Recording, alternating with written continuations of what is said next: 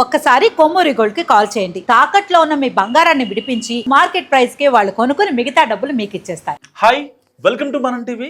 మనం ఉన్నది మన కోసం. నేను మీ జర్నలిస్ట్ మనోజ్. సో స్టార్లింక్ సేవలకు అంతరాయం కలిగింది. సోషల్ మీడియాలో ఎక్కడ చూసినా ఇదే చర్చ. మరి ఆ శాటిలైట్ ఆర్బిట్లోంచి బయటకు వచ్చింది కాబట్టి, ఆ కక్షలోంచి బయటకు వచ్చింది కాబట్టి, సో అది ఆ శాటిలైట్ ఎక్కడ పడుతుంది? భూమి మీద పడుతుందా, లేకపోతే గ్రహ శకలాల్లాగా ఆ అంతరిక్షంలోనే ఫ్రీ స్పేస్లోనే తిరుగుతూ ఉంటుందా? దానివల్ల ప్రపంచ దేశాలు ఎందుకు కొట్టుకుంటున్నాయి? నిజంగా ఎవరి మీద పడుద్దా? పడితే ఏమన్నా డ్యామేజ్ జరుగుద్దా? ఆల్రెడీ స్పేస్ ఎక్స్ ఇప్పటికే దీని మీద ఒక క్లారిటీ అఫీషియల్గా ఇచ్చింది. సో ఎట్టి పరిస్థితుల్లో దానివల్ల ఎలాంటి ఇబ్బంది లేదు. మరి 418 కిలోమీటర్లో భూమి పైనుంచి ఉన్న ఆ శాటిలైట్ ఎందుకు 4 కిలోమీటర్లు కిందకి దిగింది?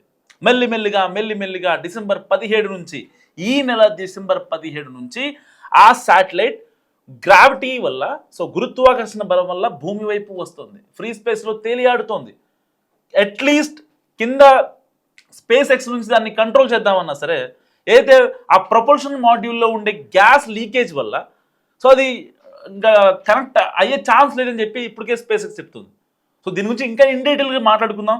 సో స్పేస్ ఎక్స్ గురించి, టెస్లా అధినేత ఎలాన్ మస్క్కు చెందిన స్టార్లింక్ ప్రాజెక్టులోని ఉపగ్రహాల్లో ఒకటి ఇటీవల అంతరిక్షం నుంచి అదుపు తప్పి భూమి వైపు వస్తుంది. ఈ నెల 17న భూమి నుంచి 418 కిలోమీటర్ల ఎత్తులో ఉన్న శాటిలైట్, దాని నెంబర్ వచ్చేసి, దాని పేరు 35956, హఠాత్తుగా అక్కడి నుంచి జారిపోవడం మొదలైంది. స్పేస్ ఎక్స్ దీనిపై నియంత్రణ కంప్లీట్గా కోల్పోయింది. సో ఆ తర్వాత ఆ సంస్థ దీనిపై వివరణ ఇచ్చింది. హఠాత్తుగా ఉపగ్రహంలో సాంకేతిక లోపం తలెత్తి ప్రొపల్షన్ ట్యాంక్లోని గ్యాస్ అత్యంత శక్తివంతంగా బయటకు వెలువడింది. దాంతో ఒక్కసారిగా అది 4 కిలోమీటర్ల కిందకు దూసుకొచ్చింది. ఆ తర్వాత కొన్ని భాగాలుగా విడిపోయి మెల్లిమెల్లిగా జారుతున్నాయి కిందకి. సో వారం రోజుల్లోగా అవి భూ వాతావరణంలోకి వచ్చి కూలిపోవచ్చని స్పేస్ ఎక్స్ ఇప్పటికే ట్వీట్ చేసింది ఎలాన్ మస్క్. సో మొన్న అంటే శనివారం ఆ ఉపగ్రహానికి సంబంధించిన శకలాలు అమెరికాలోని అలస్కా సమీపంలో గగనతలంలో ప్రయాణిస్తుండగా వెంటోటెక్ అనే కంపెనీ చెందిన వరల్డ్ వ్యూ అనే ఉపగ్రహం 241 కిలోమీటర్ల దూరం నుంచి హై రిజల్యూషన్ చిత్రాలను తీసింది. ఈ ఉపగ్రహం నుంచి అంతర్జాతీయ అంతరిక్ష కేంద్రానికి లేదా భూమికి ఎలాంటి ముప్పు లేదని స్పేస్ ఎక్స్ చెప్తోంది. ప్రస్తుతం అది ఐఎస్ఎస్ కంటే కిందే ఉందని వెల్లడించింది స్పేస్ ఎక్స్. సో అది లోవర్ ఎర్త్ ఆర్బిట్లో ఉండడంతో గ్రావిటేషన్ దాన్ని సులువుగా లాగేస్తుందని కూడా తెలిపింది. సో అది వాతావరణ ఘర్షణతో కాలిపోయే అవకాశం ఉన్నట్లు కూడా పేర్కొంది. సో ప్రస్తుతం స్టార్లింక్ ప్రాజెక్ట్ కింద 9000 ఉపగ్రహాలను స్పేస్ ఎక్స్ అంతరిక్షంలోకి పంపింది. దాంతో భూమిపై మారుమూల ప్రాంతాలకు ఇంటర్నెట్ సరఫరా చేయగలుగుతుంది. సో బేసిక్గా ఒక రకంగా అంటే వీళ్ళు చెప్తున్న దాని ప్రకారం కంప్లీట్గా ఇది ఒక నియంత్రణ కోల్పోవడమే ఇక్కడ ప్రధానంగా రీజన్ అని తెలుస్తుంది. గతంలో కూడా స్పేస్ ఎక్స్కి సంబంధించిన శాటిలైట్స్ ఏవైతే ఉన్నాయో చాలా కూడా నియంత్రణ కోల్పోవడం మనం చూసాం. సో కక్ష నుంచి అదుపు తప్పి భూమి వైపు దూసుకొస్తోంది. సాంకేతిక లోపం కారణంగా ఇది భూమి వాతావరణంలోకి ప్రవేశించి కూలిపోతుందని కూడా స్పేస్ ఎక్స్ ట్వీట్ చేసిన పరిస్థితి. అయితే ఈ శాటిలైట్ భూమిపై కూలిపోవడం వల్ల స్పేస్ ఎక్స్కు కానీ భూమికి కానీ ఎలాంటి ప్రమాదం, ముప్పు వాటిలేదని క్లారిటీ ఇచ్చింది స్పేస్ ఎక్స్. సో అధినేత మస్క్ కూడా స్పేస్ ఎక్స్ గురించి ఎలాంటి ఇబ్బంది పడాల్సిన అవసరం లేదని కూడా చెప్పారు. సో డిసెంబర్ 17న సరిగ్గా 5 రోజుల క్రితం ఒక టెక్నికల్ ఇష్యూ కారణంగా అదుపు తప్పి కూలిపోవడం ప్రారంభించింది. సో వారం రోజుల్లోగా ఇది భూ వాతావరణంలోకి ప్రవేశించి కూలిపోతుంది. సో ఈ కూలిపోతున్న స్టార్లింక్ శాటిలైట్ శకలాలను వరల్డ్ వ్యూ 3 అనే ఉపగ్రహం 241 కిలోమీటర్ల దూరం నుంచి ఫోటోలు తీస్తుందంటే జస్ట్ ఇమాజిన్. సో ఇవప్పుడు సోషల్ మీడియాలో తెగ వైరల్ అవుతున్నాయి. ఎట్టి పరిస్థితుల్లో ఎక్కడ పడితే అక్కడ పడకూడదంటూ కూడా చాలామంది దేశాధినేతలు మాట్లాడుతున్న పరిస్థితి. సో ఒకవేళ ఈ ఉపగ్రహాలు అసలు కూలిపోతే ఏమవుతాయి? సో స్టార్లింక్ ప్రాజెక్ట్ను 2015లో స్పేస్ ఎక్స్ స్టార్ట్ చేసింది. సో ఇంటర్నెట్ సేవల కోసం నిర్మించిన వేలాది ఉపగ్రహాల సమూహం ఇది.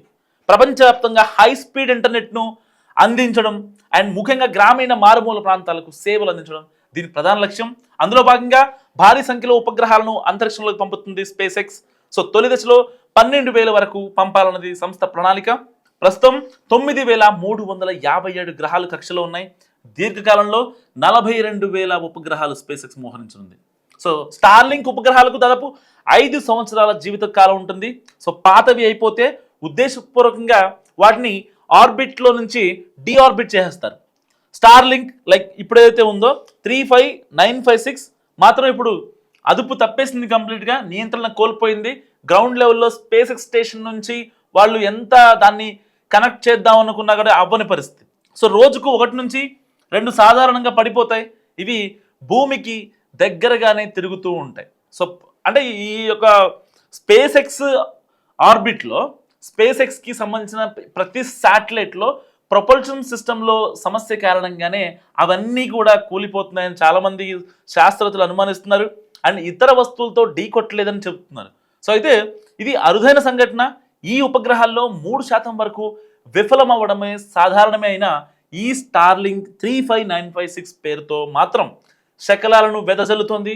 అందుకే వాటి వల్ల అంతరిక్షంలోకి చెత్తను విడుదల కూడా చేసింది. సో ఇది ప్రమాదమా అనే ఒక డౌట్ కూడా చాలా మందికి వస్తుంది. సో ఈ శకలాలతో అంతరిక్ష పర్యావరణానికి పెద్దగా హాని కలగదంటుంది స్పేస్ ఎక్స్. సో శాస్త్రవేత్తలు అదే మాట చెప్తున్నారు.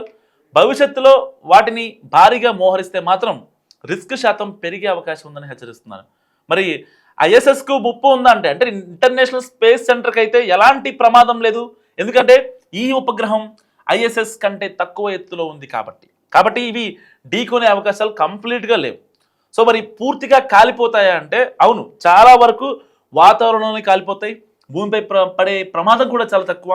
2024లో మాత్రం ఒక అల్యూమినియం ముక్క కెనడాలో పడింది. సాధారణంగా ఇవి సురక్షితం. సో సమస్యను తీవ్రంగా తీసుకుంటున్నామని స్పేస్ ఎక్స్ ఇంకా ఎలాన్ మస్క్ చెప్తున్నారు.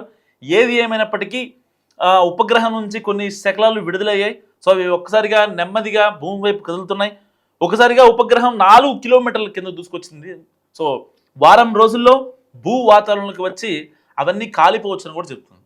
సో మరి అంత పెద్ద శకలం మరి ఇటు ఇంటర్నేషనల్ స్పేస్ సెంటర్కి తగిలిన ఇబ్బంది అని చెప్తున్నారు. సో లేదంటే ఫ్రీ స్పేస్లో ఆ యొక్క శకలాలు ఉన్నా సరే ఫర్దర్గా రిస్క్ అవుద్దని శాస్త్రవేత్తలు చెప్తున్నారు.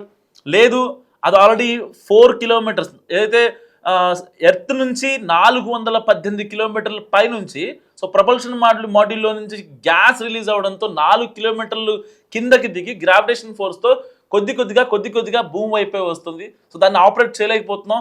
వితిన్ 1 వీక్లో అది భూమిపై పడే అవకాశం ఉంది. సో దాన్ని ఎక్కడ పడిద్ది ఏంటని కూడా ట్రేస్ అవుట్ చేయలేమని చెప్తున్నారు ఎలాన్ మస్క్.